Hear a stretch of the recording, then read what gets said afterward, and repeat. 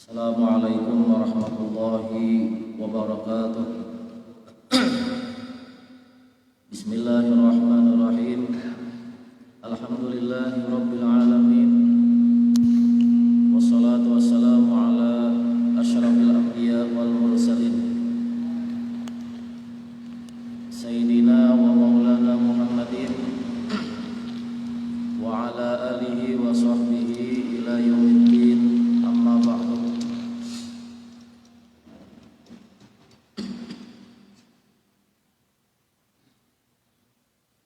Subhanaka la ilma lana illa ma 'allamtana innaka antal alimul hakim.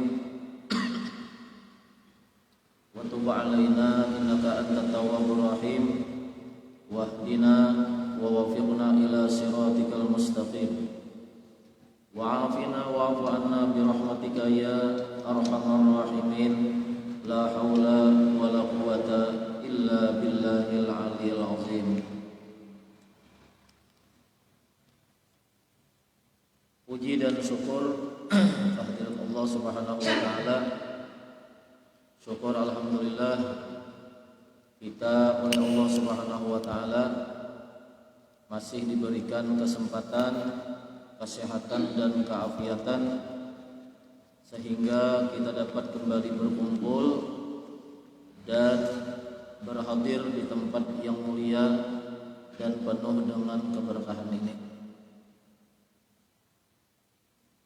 Mudah-mudahan berkat kita selalu berkumpul di pengajian Allah Subhanahu wa taala selalu mengabulkan hajat-hajat kita, hajat anak cucu kita dan hajat seluruh jiran, tetangga dan keluarga kita. Dan mudah-mudahan kita semua selalu dirahmati Allah, selalu diampuni dosa-dosa kita zahir dan batin, dan juga mudah-mudahan kita dilindungi dan diselamatkan di dunia wa fil barzakh wa fil akhirah. Amin. Allahumma amin. Salawat dan salam semoga selalu tercurah ke atas junjungan kita Nabi besar Muhammad sallallahu alaihi wa alihi wasallam, kepada keluarga, sahabat, dzurriyyat serta pengikut beliau ila yaumil qiyamah. Jamaah sekalian yang dimuliakan dan yang dirahmati Allah, kembali kita menyambungi pembicaraan kita pada pertemuan yang lalu. Kita membicarakan masih sekitar dan seputar perkara-perkara yang membatalkan sembahyang. Artinya apa? Apabila kita sembahyang tapi sembahyang kita itu batal, maka anggapan kita sudah mengerjakan dan melaksanakan sembahyang, namun kita masih dianggap sama sekali belum mengerjakan sembahyang. Jadi di dalam ibadah kita, target pertama adalah shah. Yang kedua, dengan adanya shah ibadah kita itu mudah-mudahan diterima oleh Allah Subhanahu wa taala.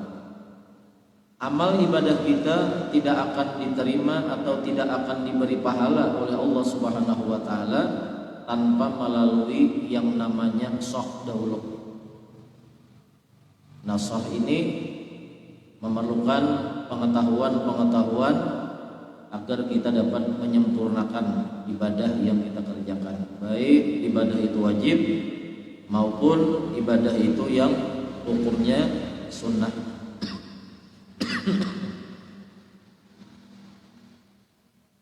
Yang terdahulu sampai kepada perkara yang membatalkan sholat adalah ketinggalan salah satu daripada rukun. Nah, jadi semua kita mengetahui bahwa rukun-rukun sembahyang itu adalah perkara yang wajib ada pada setiap kita sholat, pada setiap kita sembahyang. apakah sembahyang itu wajib maupun sembahyang sunnah. Nah, itu yang namanya rukun yang 13 itu wajib kita hadirkan. Nah, ini bagaimana kalau kita ketinggalan salah satu daripada rukun sembahyang? Nah, ini tentunya batal kalau tidak ada tindakan daripada kita. Misalnya ketinggalan rukuk, ketinggalan sujud, ketinggalan Fatihah. Nah, maka yang demikian itu ada cara-caranya. Yang untung-untung kalau sembahyang kita itu masih rakaat yang pertama, ketinggalan rupanya kita Fatihah, padahal itu masih rakaat pertama, dan kita ingat tanpa ambil pusing kita, ya langsung aja kita ulangi. Nah, ini yang sayangnya itu apabila kelupaan mengerjakan rukun sembahyang, sedangkan sembahyangnya ini sudah rakaat terakhir. Dan lagi setelah rakaat terakhir juga waktunya hampir habis. Misalnya kita sembahyang zuhur, tidak lama setelah itu asar, dan kita ini pada rakaat yang keempat. Lalu ternyata ketinggalan ada rukun, misalnya rukuk, lupa kita mengerjakan rukuk. Nah, ini pada rakaat yang keempat ini kalau bisa jangan diulangi dari awal. Ada caranya.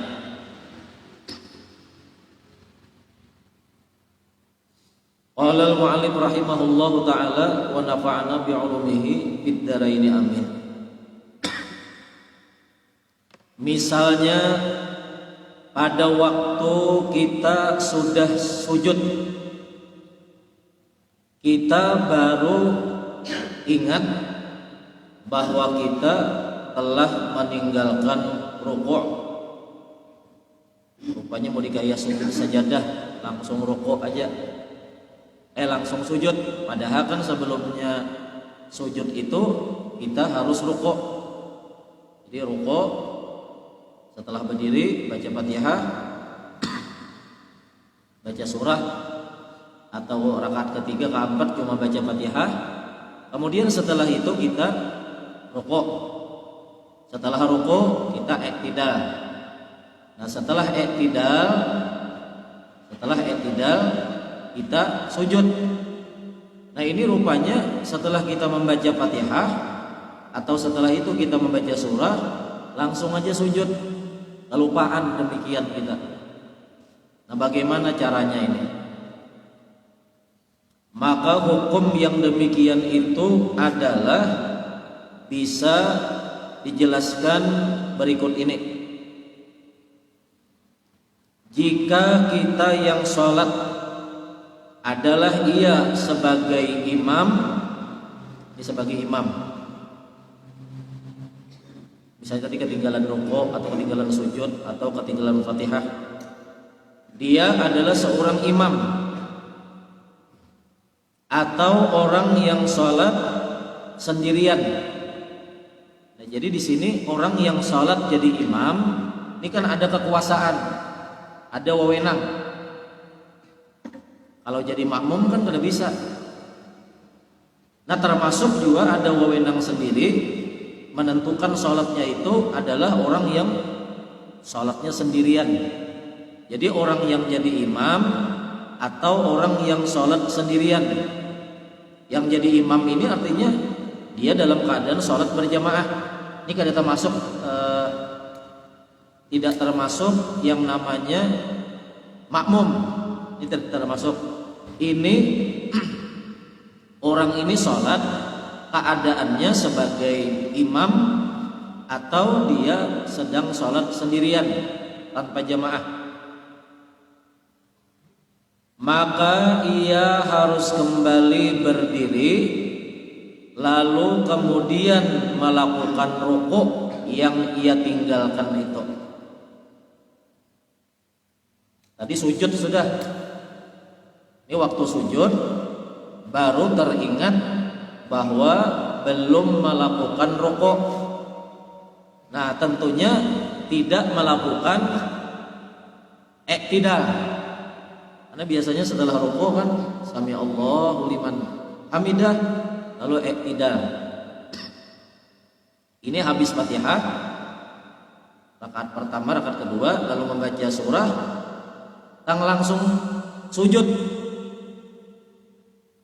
Nah, maka di waktu sujud itu kita baru ingat bahwa kita tidak mengerjakan rukuk, tidak juga iktidal, maka ia harus kembali.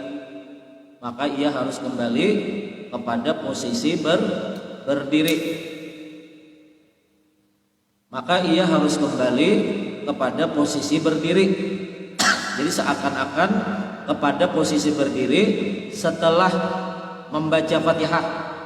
Jadi bukan berarti sujud rukuk ketinggalan, iktidal ketinggalan, pas di waktu rukuk, di waktu sujud kita ingat tidak mengerjakan rukuk dan iktidal, kita kembali berdiri. Ini bagi imam atau sholat sendirian. Nah, berdiri waktu sujud, ingat kita bahwa kita belum mengerjakan rukuk dan iktidal. Nah, kembali. Jadi waktu sujud itu kita langsung berdiri tegak dan jangan membaca Fatihah, karena Fatihah sudah. Nah, setelah itu lalu kita melakukan rukuk.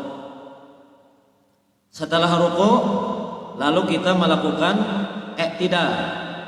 Setelah kita melakukan iktidal seperti biasa seterusnya, sujud, duduk antara dua sujud, sujud lagi yang kedua, kemudian berdiri lagi mengerjakan rakaat berikutnya. Nah, kayak itu caranya. Bila ketinggalan rukuk tadi.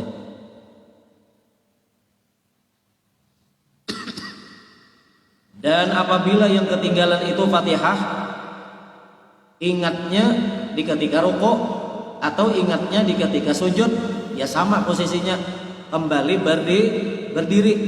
Nah, di situ karena yang ketinggalan Fatihah, kita membaca Fatihah itu.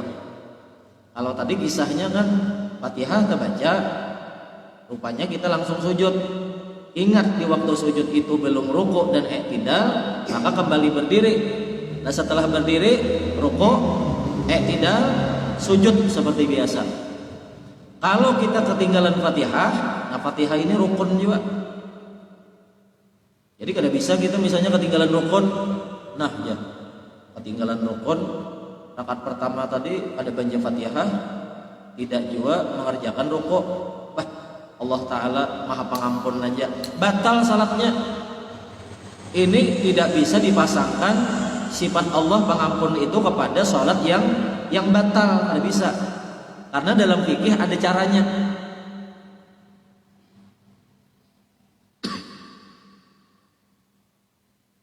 Atau di akhir sholat kita kentut, belum salam kita keluar angin, kentut. Lalu kita berpikir, ada apa-apa aja, bila kantut ada nyaring juga. Nah, kada bisa ini. Ini masuknya kepada ilmu fikih.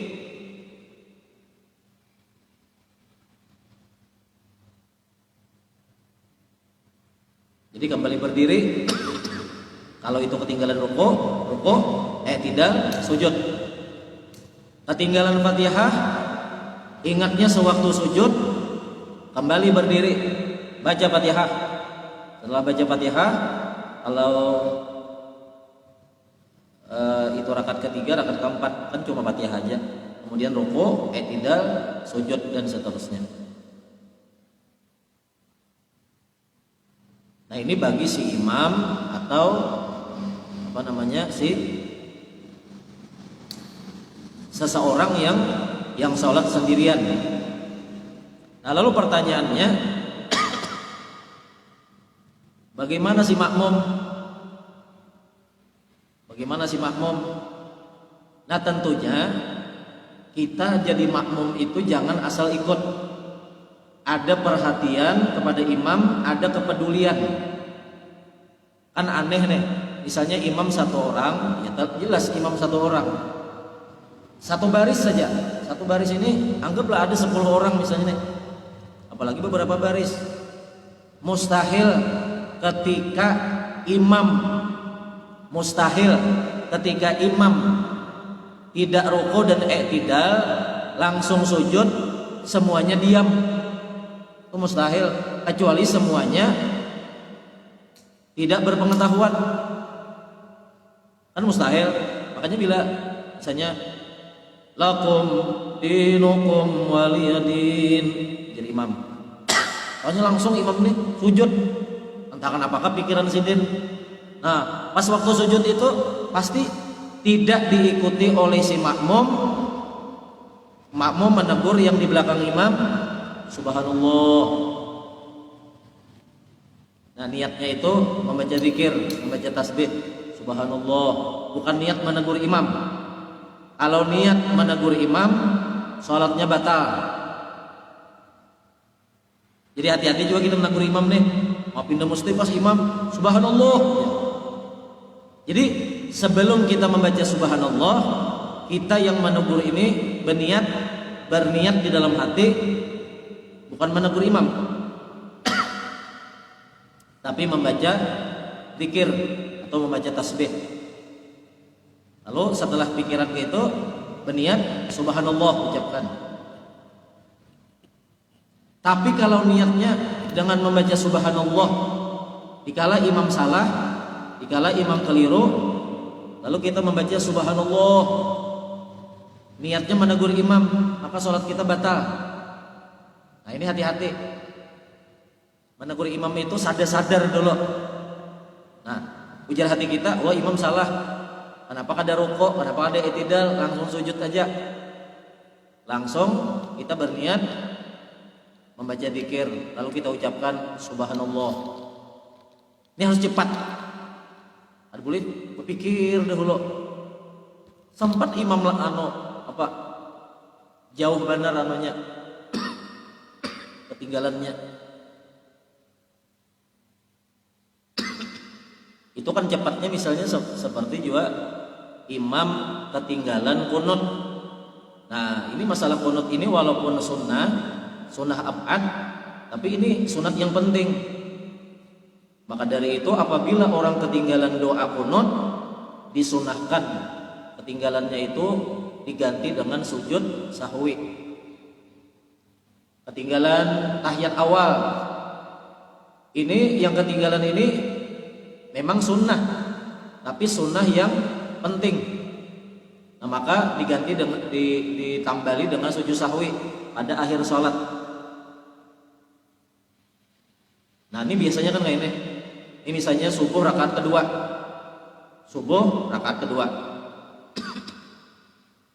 Ujar imam, lalu imam rukuk pada rakaat kedua ini.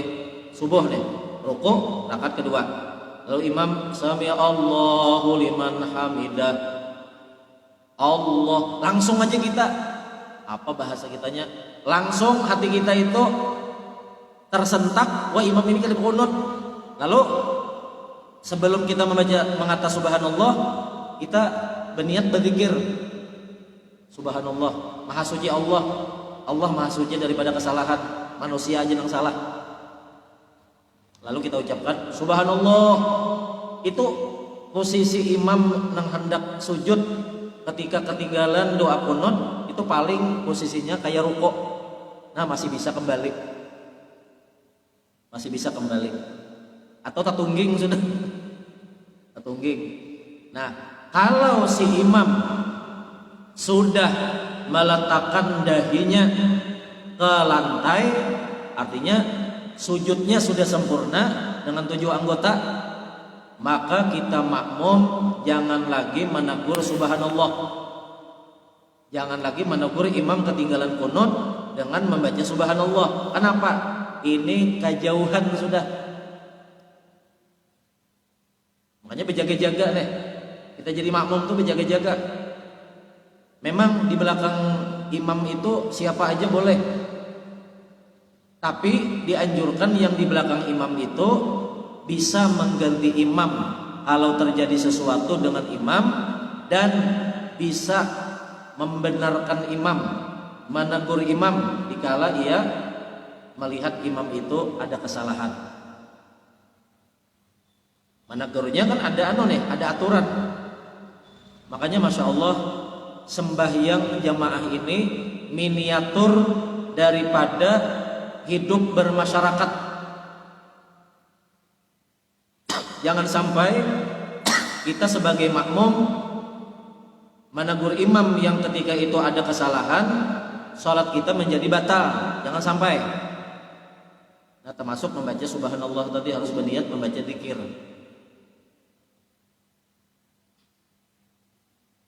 Nah, lalu Jasidin, jadi kalau terjadi demikian ya seperti itu. Dan kalau seandainya si makmum mengiringi, ya kembali aja. Makmum mengiringi kembali. Mau kasih ini aja.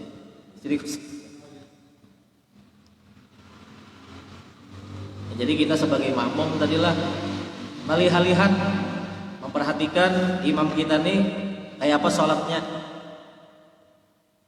Apakah orang yang jadi imam ini seorang guru, apakah seorang ustadz, kiai, alim ulama, itu tidak terlepas daripada kelalaian dan kehilapan.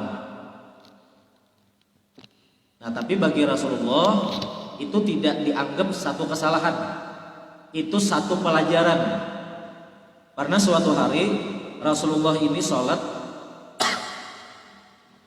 yang 4 rakaat. Sholat yang 4 rakaat. Asar kah apa zuhur atau isya itulah, punya sholat yang 4 rakaat. Nah, lalu di dalam sholat itu Rasul kita ini rupanya sholat cuma 2 rakaat. Sahabat yang jadi makmum tidak berani menegur, karena Rasulullah ini kan beliau bisa jadi mengerjakan seperti itu ada perintah dari Allah Subhanahu wa taala, ada wahyu. Sahabat tidak berani menegur.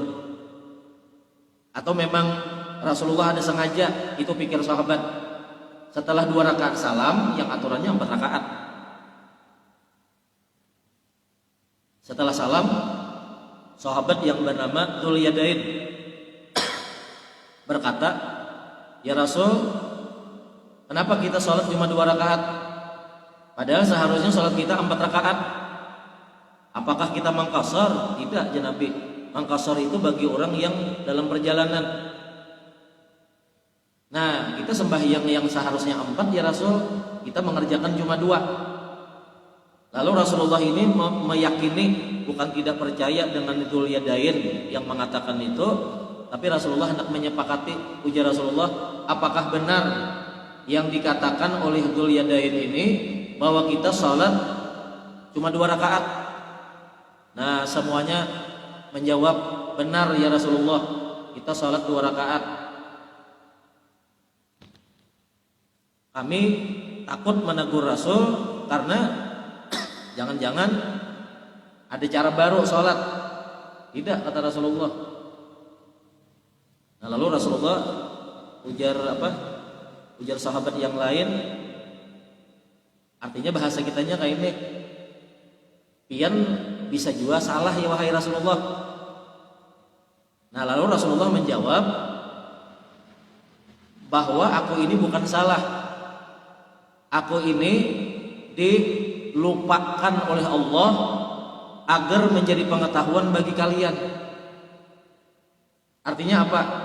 Kalau Rasul tidak pernah oleh Allah dijadikan seperti itu, lalu kita yang akan datang ini terjadi yang demikian, contohnya mana?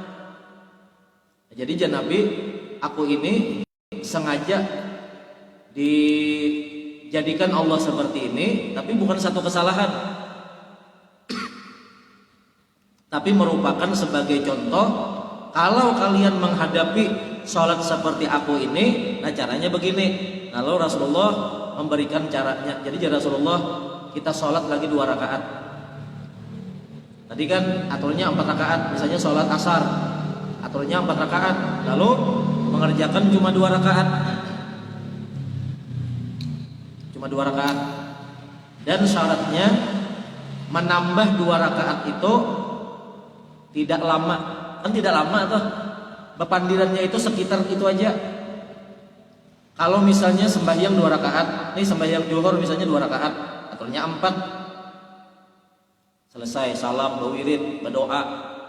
Ada ingat juga nih pada 2. Terus makan. Makan hanya ingat rasanya menyalih aja. Kita sembahyang tadi 2 rakaatannya inggih jar ulun hendak memadahakeun nggak diingat lagi. Nah, tapi lama sudah. Jedanya ini lawas sudah.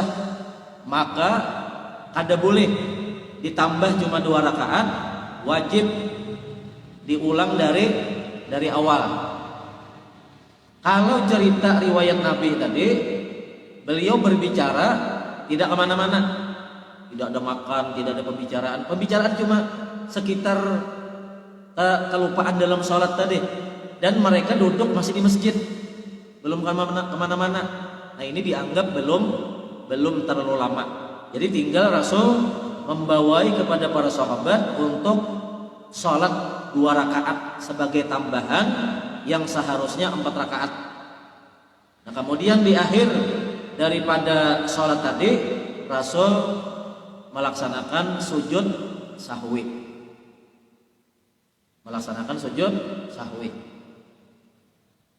Sujud sahwi bacaannya subhana man la yanamu wa la yasbih. Maha suci Allah Ta'ala daripada tidur dan daripada kelupaan. Ini kalau kita jadi imam atau sholat sendirian. Jadi apabila misalnya kita ketinggalan rukuk, demikian juga ketinggalan i'tidal sami Allah itu, nah pas ingatnya sewaktu sujud, maka kembalilah kita kepada posisi berdiri. Ketinggalan Fatihah, ingatnya sewaktu rukuk, rupanya Fatihah tadi tidak terbaca pada rakaat yang keempat misalnya, atau pada rakaat yang pertama, kedua, yang ketiga, ingat sewaktu rukuk. Nah, setelah rukuk itu berdiri, tapi berdirinya bukan i'tidal. Berdiri, posisinya baca Fatihah. Setelah Fatihah, rukuk, i'tidal, sujud seperti biasa. Nah, jadi seakan-akan rukuk yang pertama tadi itu rukuknya tidak dianggap dibatalkan.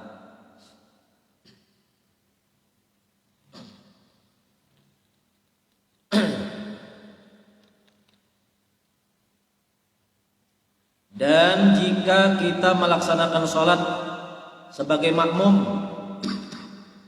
ini sebagai makmum pulang. Tadi kan sebagai imam, atau sholat sendirian.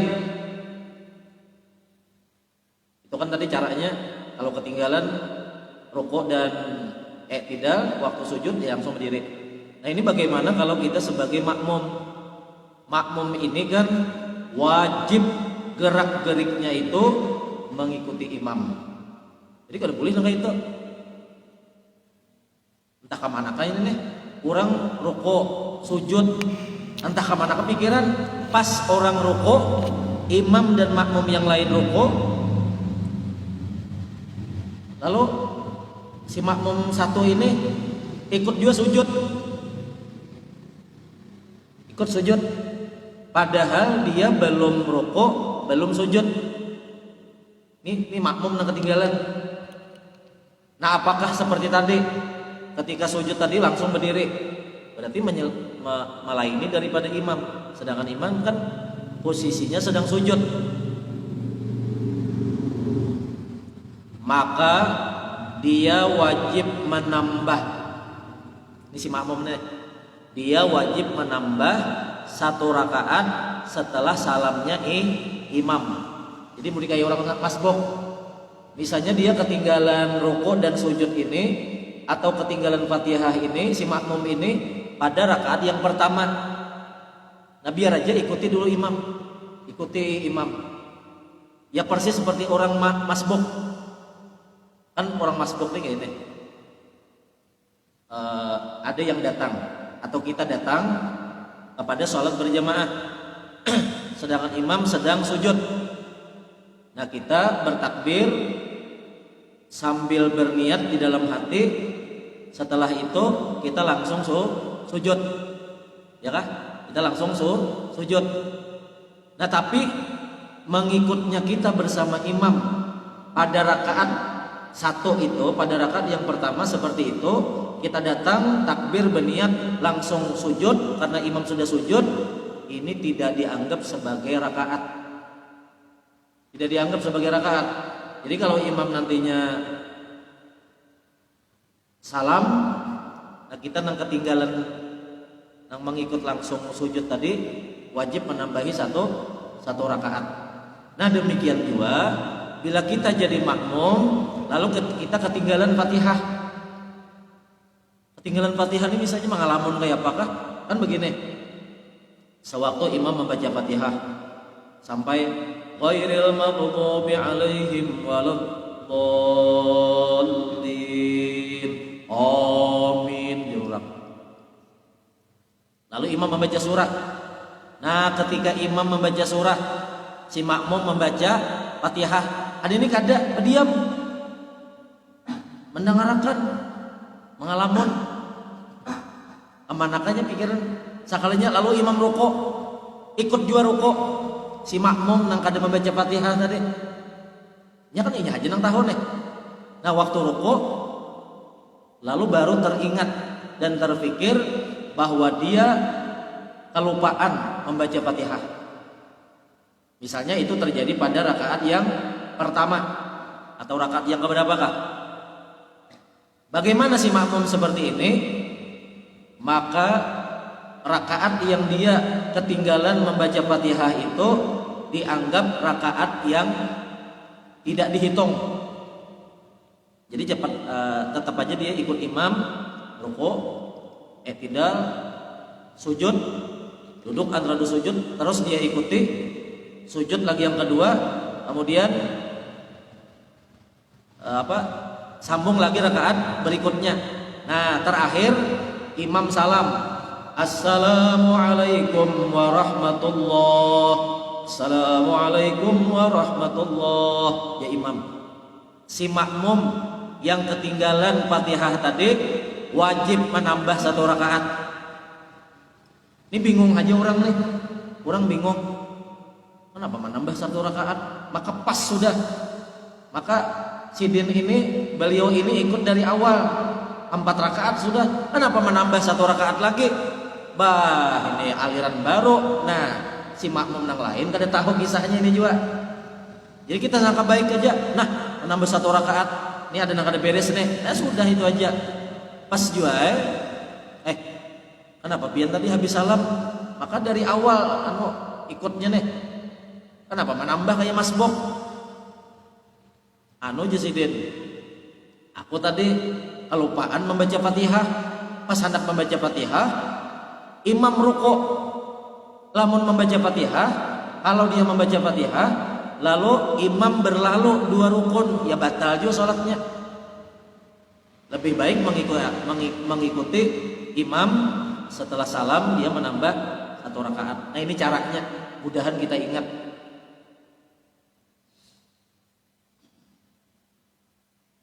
Nah, kita ulang biar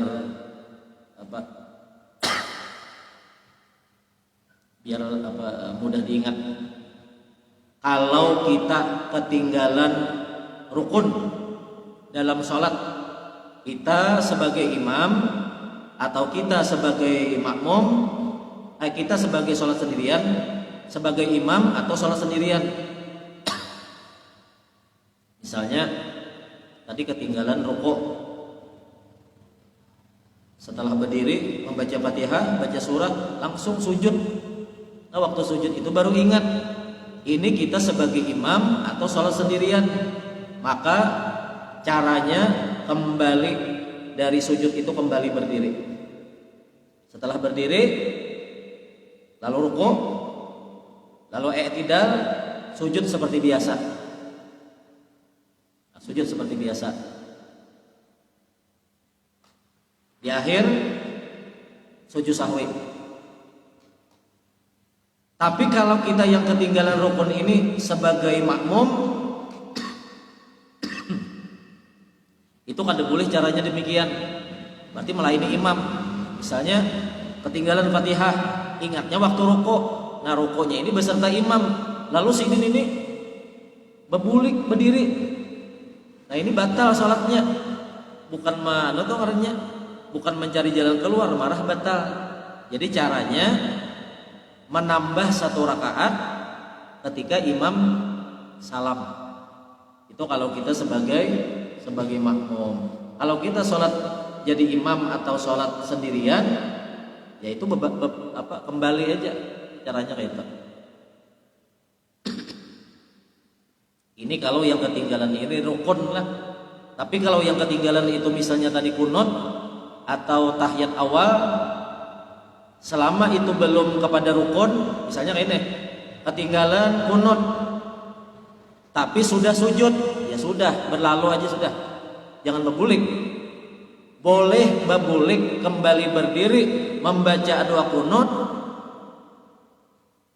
Ini apabila dahi dan seluruh anggota sujud ini 7 loh kok. 1, 2, 3, 4, 5 lutut, 6, 7 parut jari kaki. Nah, 7 anggota itu sujud. Sudah meletakkan anggota sujud yang 7 ini, lalu ingat kita sudah sujud bahwa kita belum kunut. Nah, ini abaikan aja sudah, lalui aja sudah. Karena diganti dengan sujud sahwi. Kecuali misalnya sami Allah liman hamidah. Lalu aja betungging sudah. Tungging. Nah, maka yang demikian itu boleh berbulik. Nah, cuma ada pendapat pada ulama lain. Ini posisinya kayak ini. Ini misalnya sembahyang subuh pada rakaat yang kedua. Sembahyang subuh pada rakaat yang kedua. Kan rakaat kedua nih, 2 kunut itu. Rakaat kedua setelah i'tidal. Jadi misalnya kita rukuk, lalu sami Allah liman hamidah.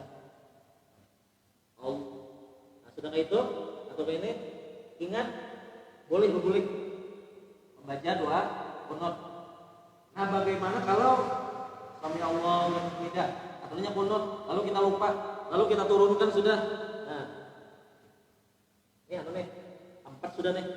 Ini 4 jari, 2 lutut, 4. Nah, dengan ini tinggal dahi 6 sudah. Boleh kita berbulik? Boleh kita kembali membaca doa kunut. Tetapi tinggal 1 dahi aja lagi, maka kita disunahkan sujud sahwi. Kalau yang tadi cuma sekedar berturun aja, ya kan? Nah, itu juga harus diperhatikan, itu diingat. Kenapa jar? Maka kunut dibaca. Kenapa sujud sahwi pulang? Nah, karena sujudnya tinggal sedikit, ini tinggal dahi. Kalau yang tadi misalnya sami Allah liman hamidah, lalu telapak tangannya ke lutut, Allah. Nah, ingat, baru kembali.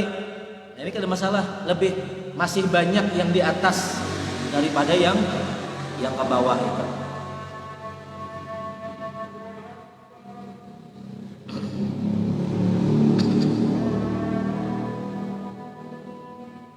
Apabila seorang makmum ketinggalan kunut, ketinggalan rukuk, padahal ia sholat beserta imam, atau ia ketinggalan Fatihah padahal ia sholat beserta imam, lalu dia melakukan perkara seperti imam dan sholat sendirian tadi, berbulik saurangan, maka batallah sholatnya, karena bahwasanya orang yang jadi makmum itu diwajibkan untuk mutabatul imam, Mutabatul imam itu artinya selalu mengikuti imam. Kalau tadi kan jadi makmum, entah kelalaian apa, lalu kelupaan membaca Fatihah, lalu ikut rukuk, tidak sujud. Nah waktu sujud si makmum yang ketinggalan Fatihah ini baru ingat, lalu nyoba berdiri, padahal imam sudah sujud. Nah maka ini sholatnya batal. Nah sampai situ aja dulu lah. Mudah-mudahan manfaat. Al-Fatihah.